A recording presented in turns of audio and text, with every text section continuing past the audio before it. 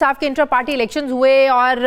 Election commission की तरफ से जो एतराज़ात उठाए गए दस्तावेज़ात की जानिब से उनको और चाहिए थी, कुछ डॉक्यूमेंट्स आप लोगों ने और उनको मुहैया करिए किए, लेकिन उसके बाद भी हमने देखा कि इलेक्शन कमीशन जो था वो मुतमईन नहीं हो सका और फिर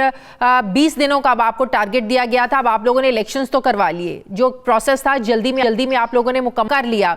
लेकिन इतने ज़्यादा सवालात उठ रहे हैं सियासी जमातों की तरफ से भी, आप लोगों की पार्टी के जो लोग हैं वो भी इस पर सवाल उठा रहे हैं। तो अगर एक बार फिर से इलेक्शन कमीशन मुतमईन ना हुआ, क्योंकि पिछले साल होने वाले इलेक्शंस में अपने ताईं तो आप लोग मुतमईन कर चुके थे और बकौल आप लोगों के कि इलेक्शन कमीशन ने कहा था कि बल्ले का निशान आप लोगों को ही मिलेगा, उसके बावजूद ऐसा कुछ नहीं हुआ, दोबारा से इलेक्शंस करवाने पड़े। अगर अब की बार ऐसा दोबारा होता है तो नेक्स्ट स्ट्रैटेजी क्या होगी आप लोगों की?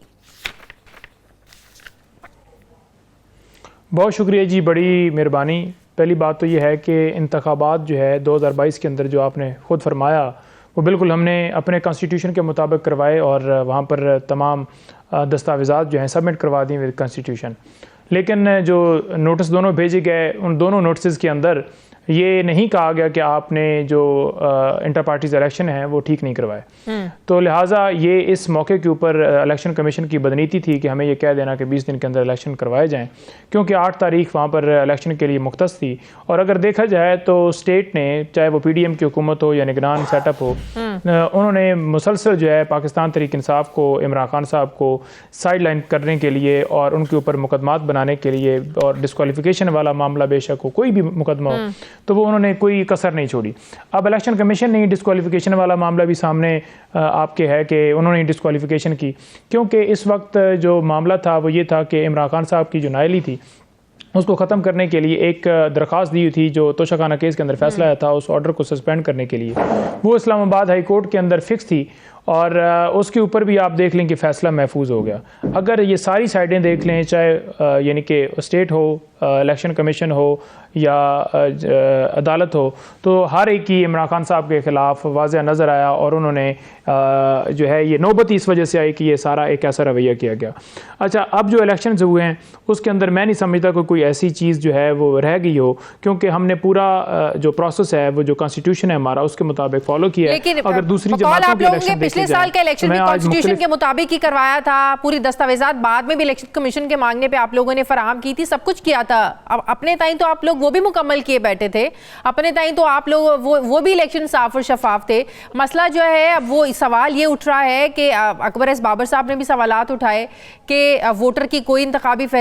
लिस्टें जारी नहीं की गई, बिल्कुल एक सीक्रेट रखा गया मकाम को, जहाँ इलेक्शंस के लिए वोटिंग का जो भी प्रोसेस था, जो भी आप लोगों का मकाम था। मतलब कि इतना ज़्यादा सवालात उठ रहे हैं कि इलेक्शन ऐसे मतनाज़े हो गए, इलेक्शन कमीशन से इस पर नोटिस लेने को कहा जा रहा है। पीपल्स पार्टी भी कह रही है, नून लीग भी कह रही है। अगर एक बार फिर से मतनाज़े हो जाते हैं तो फिर क्या करेंगे आप लोग?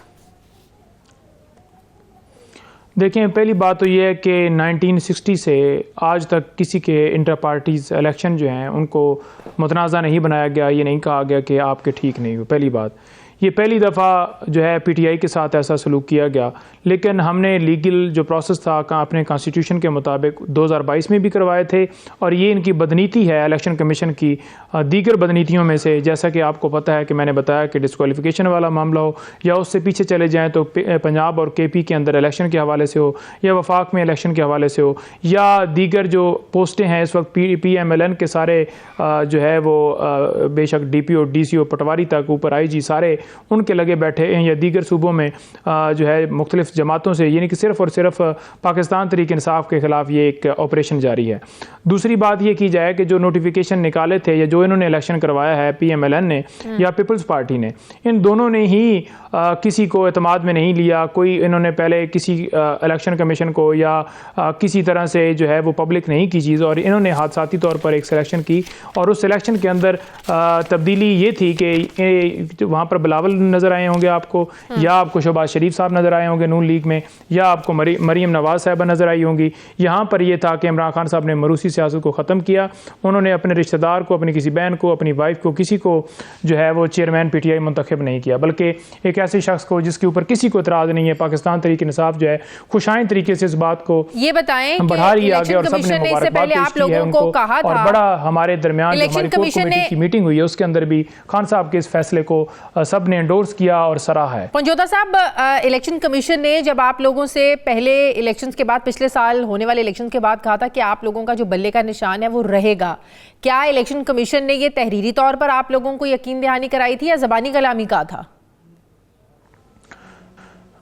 देखें, ये वर्बल ऑर्डर था और उसके अंदर उन्होंने कभी भी ये नहीं कहा कि आपके इंट्रा पार्टीज इलेक्शन जो हैं वो ठीक नहीं हुए, और उन्होंने वर्बल ऑर्डर के ज़रिए ये कहा था कि आपका बल्ले का निशान भी होगा और दूसरे नंबर पर चेयरमैन पीटीआई जो हैं इमरान खान साहब, वो आपके चेयरमैन होंगे। लेकिन वो 71 दिन जो है वो फैसला जो है वो महफूज रखा गया। 71 डेज़ के बाद ये फैसला आता है तो उसके अंदर इंटर पार्टीज इलेक्शन के हवाले से शर्त रख दी जाती है, जो कि पहले ही हमने ठीक करवाए हुए थे। हमने अपने आइन के मुताबिक करवाए हैं। हमने बिल्कुल वाज़ह तौर पर तमाम इलेक्ट्रॉनिक मीडिया के ऊपर और इलेक्शन कमीशन को ख़त के ज़रिए और बड़ा ओपन, और सबको पता है कि हमने डेट मुख्तस की। अभी भी वो सारा रिकॉर्ड जो है मीडिया के ऊपर मौजूद होगा। आप यूट्यूब खोल लें, आप बाकी सोशल मीडिया खोल लें तो वहाँ पर आपको नज़र आएगा। ठीक है, अब आप लोगों को उम्मीद है कि बल्ले का निशान बच जाएगा। और ख़त लिखा है बाकायदा तौर पर इलेक्शन कमीशन को, और इलेक्शन कमीशन ने उसी ख़त को बुनियाद बनाकर, उसी लेटर को बुनियाद बनाकर केपी में आईजी साहब को और चीफ सेक्रेटरी को हदायत की थी कि इनको सिक्योरिटी फराहम की जाए। क्या आप लोगों को उम्मीद है कि बल्ले का निशान बच पाएगा आप लोगों का इस बार?